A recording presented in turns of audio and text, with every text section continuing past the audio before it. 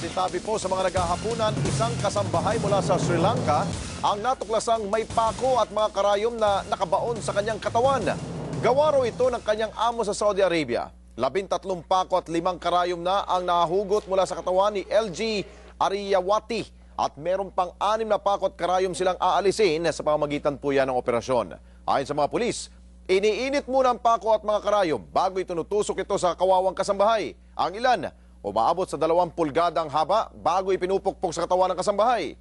Ginagawa mo ito ng amo tuwing may nagagawang pagkakamali ang kasambahay.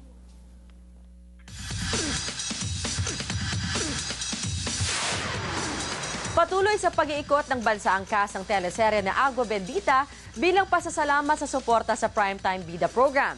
Nilinaw naman ni Ms. Gloria Diaz ang kanyang naging pahayag tungkol sa pagkuha ng mga interpreter sa beauty contest kasunod ng pagkagalit ng ibang Cebuano. Nagpapatrol, Gretchen Pulido. Lumipad kaninang umaga pa Mactan, Cebu ang cast ng Agua Bendita para sa mall tour. Masayang nagpapasalamat si Andy Eigenman sa mga sumubaybay sa programa na nalalapit na rin ang pagtatapos. Kahit 1 week na lang, marami pa yan mangyayari. Mas exciting pa, tsaka yan, syempre nakakaiyak yung ending. Excited din si Andy sa pelikulang gagawin sa Regal Films kung saan gagampanan niya ang role ni Dina Bonnevie sa Temptation Island. Kasi when you think about a Cebuana, can hardly speak English and of course Tagalog. So maybe she should answer in Bisaya. Umani naman ang batiko sa mga internet blogs at sites ang pahayag na ito ni 1969 Miss Universe si Gloria Diaz tungkol sa paggamit ng interpreter sa mga international beauty pageants. Agad naman itong nilinaw ni Diaz. Let me clarify it once and for all. This is what I said.